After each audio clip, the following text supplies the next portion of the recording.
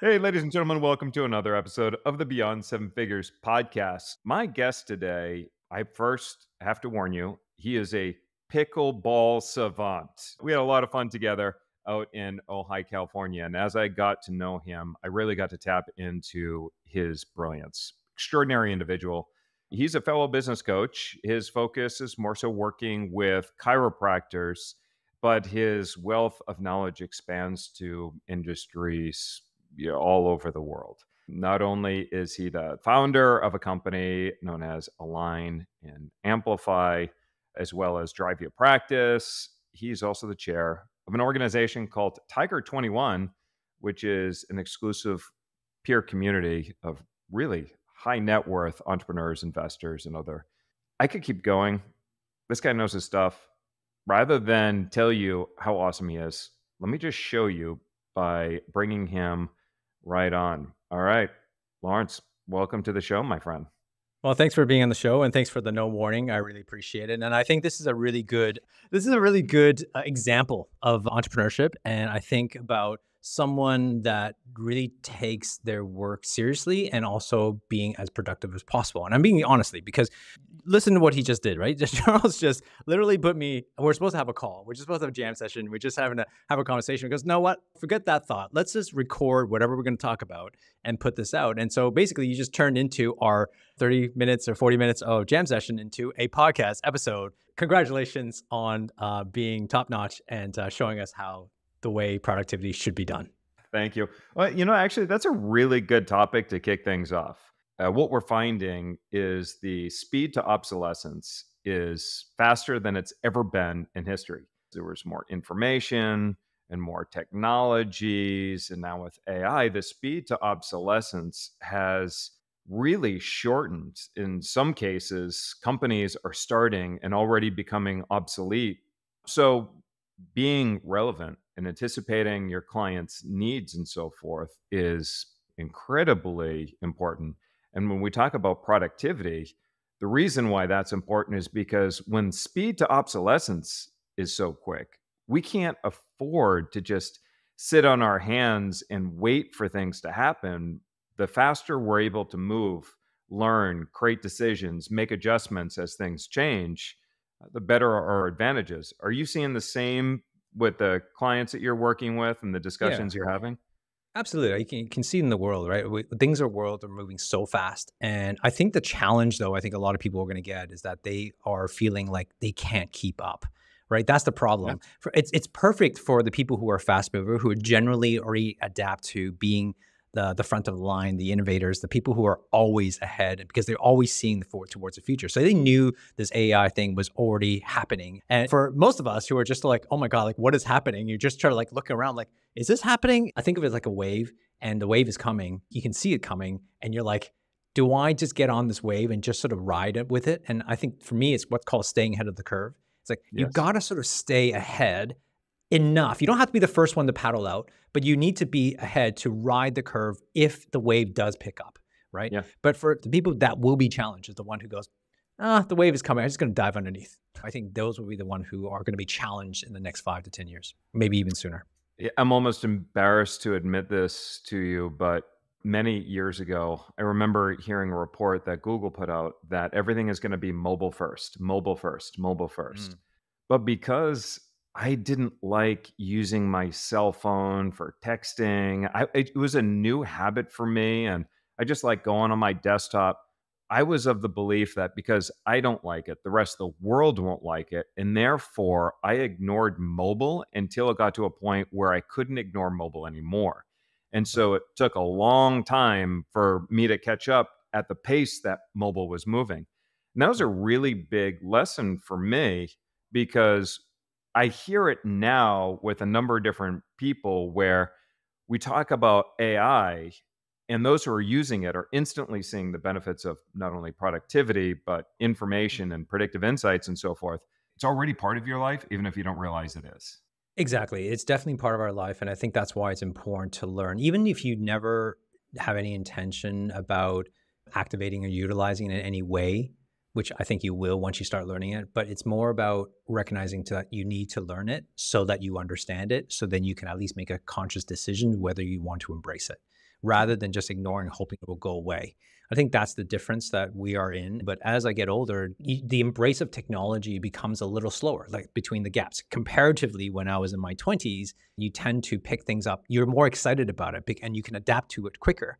I want to push my kids to go like, hey, I don't know what this is about, but you should learn it. Right? You should go and Sure. spend some time with it and use it. And I was just trying to encourage my wife to kind of just take a look at it. I mean, she literally planned our holidays. She planned it using ChatGPT, gave a whole itinerary for her, and she's exploring and doing websites. And she literally said this morning, ChatGPT is my new best friend. I think she's just using it for daily applications. For those people who just start using ChatGPT, I'll oftentimes hear somebody say, well, it doesn't really work or it's not that good and so forth. So they ignore it.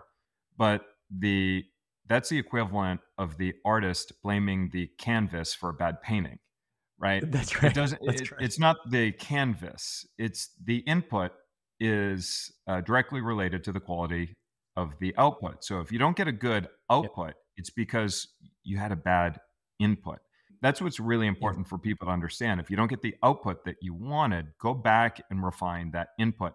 It's no different than how when we first started using Google for the very first time, right? It's like whatever you put into it, whatever you ask Google, it's going to give you an answer. And if you don't like the answer, it's not because of Google's fault, it's because you asked the wrong question, right? It's funny, not too long ago, probably 2, 3 weeks ago, I was asked to give a presentation in front of a bunch of doctors. And so I Mm. had this presentation already and so forth. And then all of a sudden, it just dawned on me. And right before the presentation, I decided I was going to throw everything to the side and just have a real heart to heart conversation with everybody there. Mm. I talked to the host of the event and I said, are you okay if I break from the agenda and talk about something completely different? And he said, yeah, that's fine. So I started the presentation and I said, reason why I'm doing this is because I feel most people are not prepared for what's coming.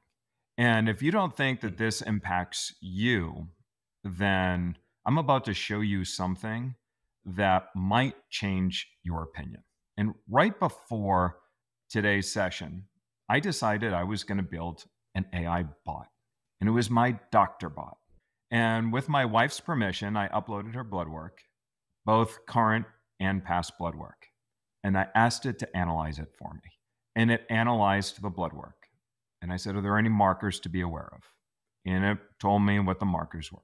I said, well, she's feeling a little bit dizzy. So what could be the cause of that? And it spit out what the potential causes of the dizziness was. So I said, okay, what would the treatment plans be? And it put out the treatment plan. I said, let's spread this over 3 months. What would that look like over 3 months? And it spread it over 3 months. And so I'm looking at their faces and the jaws dropped. And they're going, what? And as I start talking, the host stopped and said, you know what? I have to see actually the results because I don't know how accurate this is and I can't stop thinking about it. I said, oh, absolutely. So I shared the results and that further had everybody's jaw Right. drop. And they're going, well, I Wow. go, is it accurate? They go, remarkably accurate.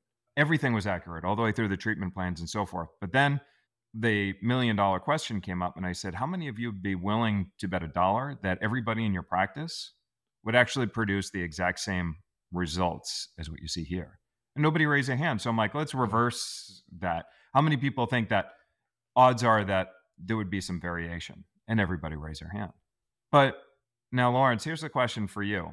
Let's say that this becomes mainstream. And I believe that the Cleveland Clinic is one of the first major hospitals to be running this test. Why do we need doctors? It's one of those questions I've been pondering myself. About 5 years ago, I think we had a speaker at MMT actually, and he was talking about the future of AI and the future of technology and where it's heading. And I remember it stimulated a lot of conversation. Back then, we're talking about autonomous vehicles. The lawyers are no longer needed, accountants, and even radiographers. We didn't talk about what we have today, and this is 5 years later. Right. And so I remember one of the discussions after that talk was, what do you think is going to happen to your particular industry? And which is, we kind of went around the table. I've been thinking a lot about this because as a chiropractor, not as a medical doctor, but as a chiropractor, one of the things was, can this eliminate our profession? And in some way, like, I think it's still a little bit off longer, mostly because our profession as a chiropractor, it's still a lot of hands-on, Yeah. right? So from a hands-on perspective, there is that human touch, there's that human connection. I think it can be replaced once you build enough robots and build enough people to actually understand what's going on with the spine and actually adjust and force it. That's not as far as we think it is. I definitely think Hmm. that's going to be possible. So when you're going back to your original question, which is like, what is the need for doctors? I think with anything, my answer to that would be with any profession, there's no need for mediocre Yeah. doctors or mediocre Right. anybody, Right. accountants, lawyers.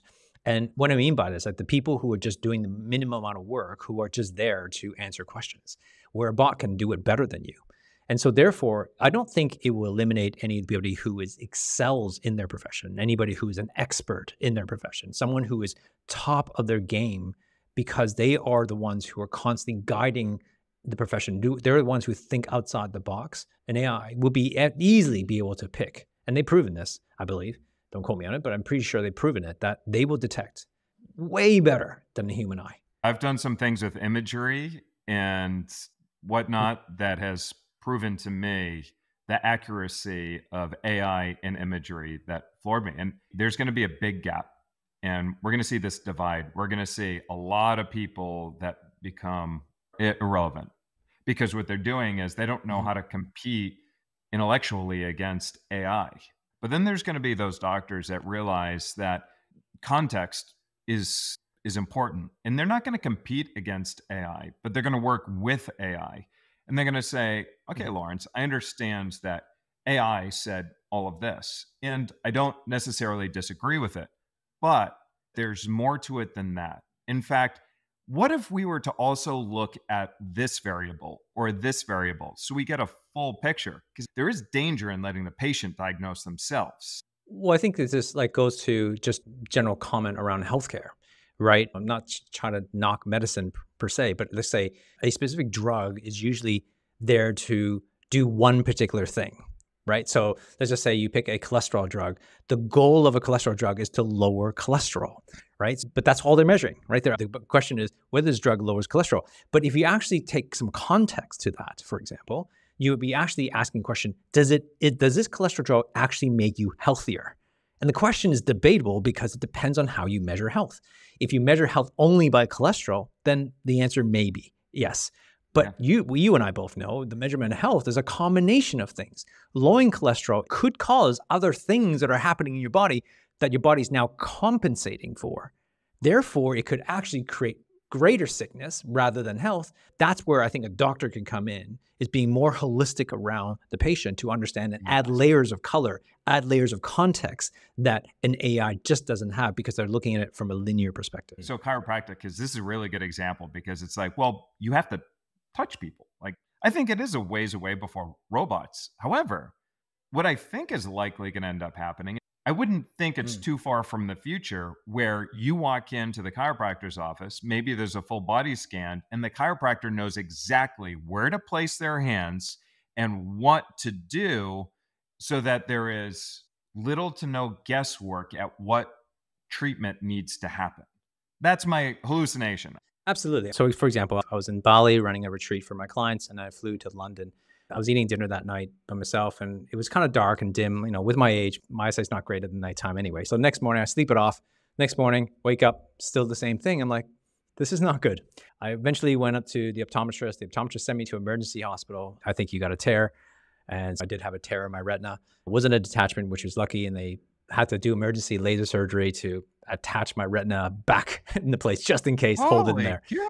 There's so many applications I can think of right now, AI, right? From an AI perspective, they would have been able to have an AI scan the eye and just know exactly where the spot is, right? Or even just like being able to understand the eye with observing from the AI and be able to look at that and go, and then have a printout, of all the things I should or shouldn't be doing, which I never got. That's not that far away, right? That is Right. so close.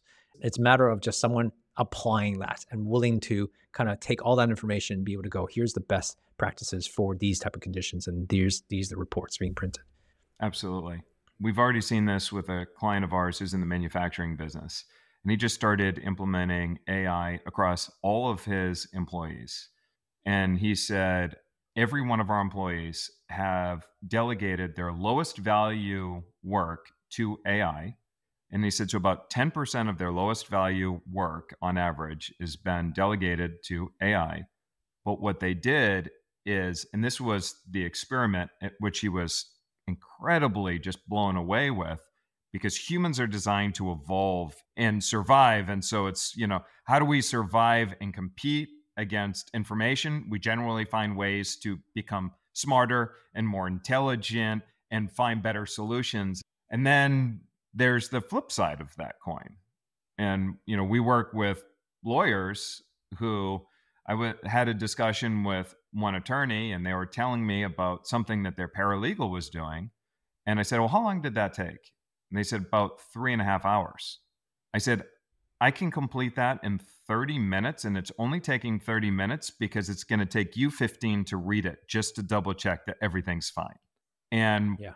one thing that I would recommend everybody do after they're done listening to this podcast is go to ChatGPT and type in a prompt and say, what existing beliefs, services, products, methods, processes, ingredients, whatever it might be. When we talk about how we're going to leverage AI, look at it as an incredible thought partner. Like, even in Yeah. chiropractic, it'd be an interesting exercise to see what ways may be obsolete. So then you have a plan and you can get excited about it because you can see into your crystal ball.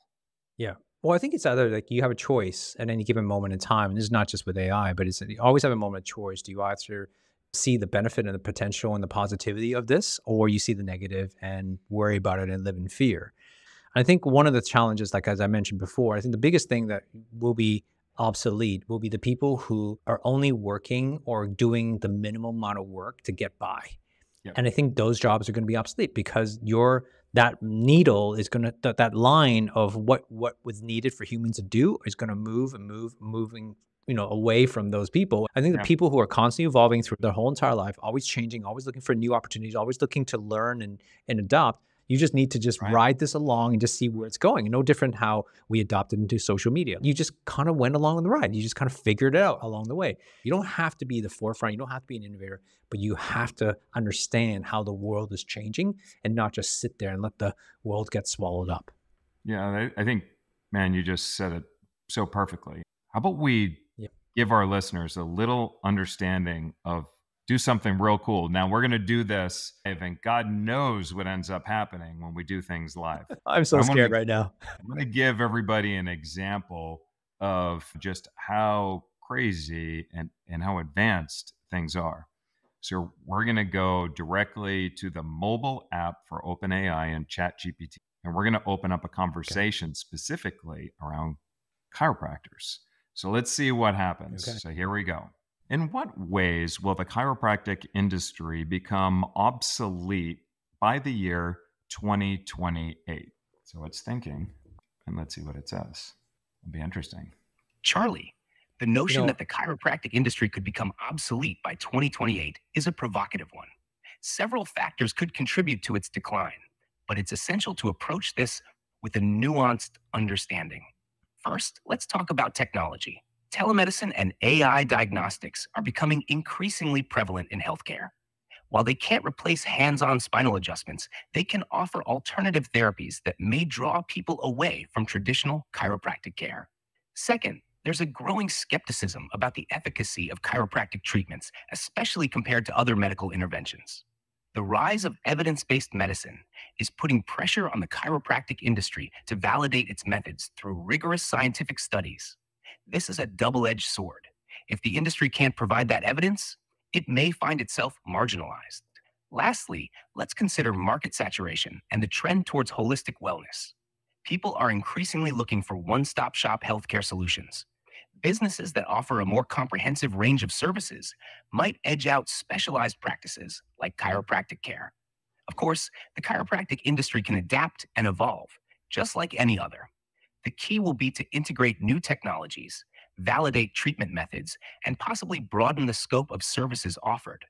To dig deeper, consider these questions.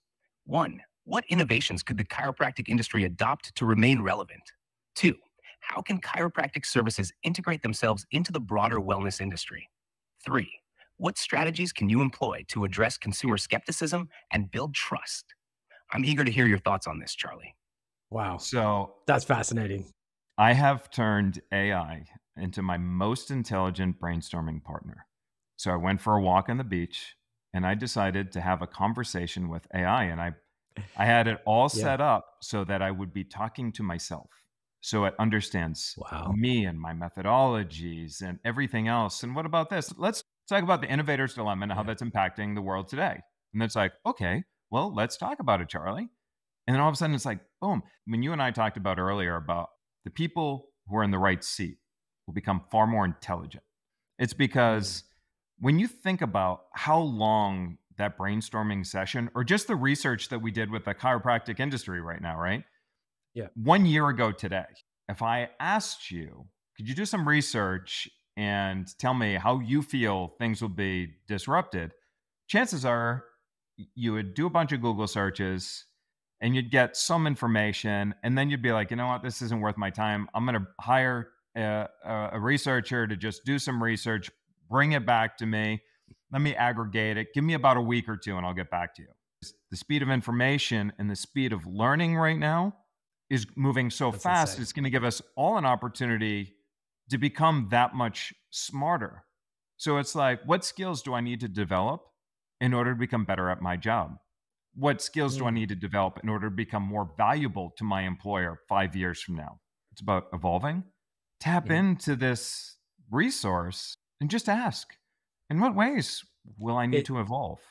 it is such an amazing thing when you think about the opportunity to learn. Like there's no excuse anymore, right? There's no excuse that, Yeah. oh, I don't have a degree or I don't have a university or I can't get into this university. Like literally you can learn, like you just demonstrated that you can learn right there. And I think that's such a fascinating example of what you just shared to how to increase and be productive. But I think the most important factor that we didn't touch on, which is your ability, right? You asked a simple question, how can we be disrupted and how can be obsolete, right? But in order for someone to ask that question, you really have to embrace the mindset to be able to be okay that your profession or your industry will be obsolete. Yes. Okay. And I'm mentioning that is because I guarantee you a lot of people would be afraid to ask that question because they don't want to think the reality is true. Yes. Right. And you got to be willing to ask the question. I think that's where a lot of people don't. They don't want to ask the question. Right. And I think sometimes like we do need to sometimes know the hard truth so that we actually kick our ass so that we can do the things that we're supposed to be doing. And again, to just piggyback on what you just said right there, part of the reason why people will continue to hire you 5 years from now and beyond is because 80% of the knowledge that we're bringing today will be found through AI. So, but it's not the Mhm. 80% that actually is where people are going to be paying you. It's because of that perspective. They can't replace AI is not going to replace critical thinking or creative thinking, but ask the question. In order to get the Mm. answer, you have to know the question to ask. And if you don't know Yes. what question to ask, then you won't find the answer. The challenge is there's no longer a competitive advantage between one chiropractor or another or one business or another once everybody's using AI. So we have to start asking better questions to push AI at a deeper level of thinking. So we're always going to have That's to right. build that greater advantage over and over again. Yeah, I think the coaching business that, a true coach I find, and which is what you do, is to help a client see things they don't want to see or Yeah. hear things they don't want to hear, right? And sharing that perspective is what a coach really is supposed to do. Like they're trying to share something that a person is avoiding and they're psychologically avoiding it, maybe unconscious, most not necessarily consciously, but unconsciously. And when you can point that out, that's when breakthroughs occur. And that when those breakthroughs occur, that's when then they can actually do the real work. The execution is what makes a success, but usually is what's stopping the execution in the first place. That what stops growth from happening in any business. That that is awesome. So I know we are pushing the clock and I do want to be respectful of your time. So I'll finish off with this big question. So this is the Beyond Seven Figures podcast. If there was one tip, your biggest, best tip for taking your business beyond seven figures, what would your biggest, best tip be right now?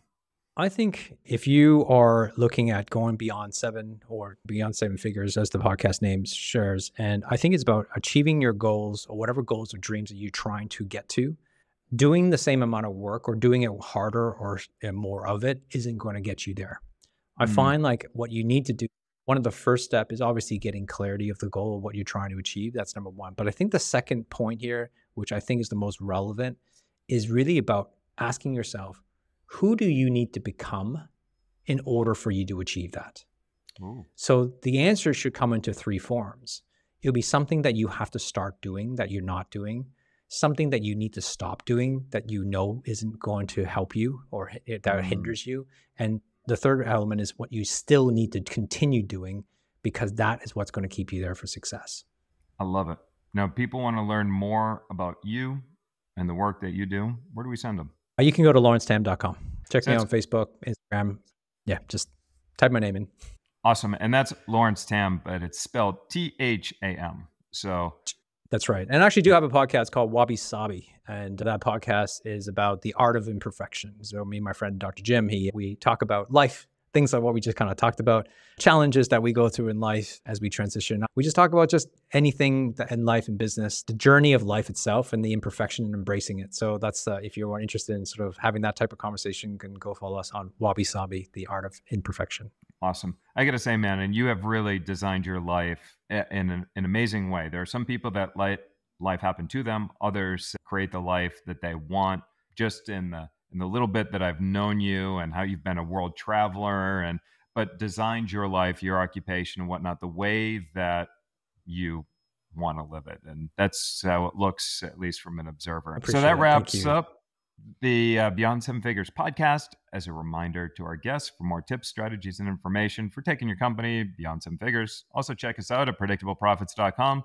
This is Charles Godet with my friend Laurence Tham, and I will see you in another episode.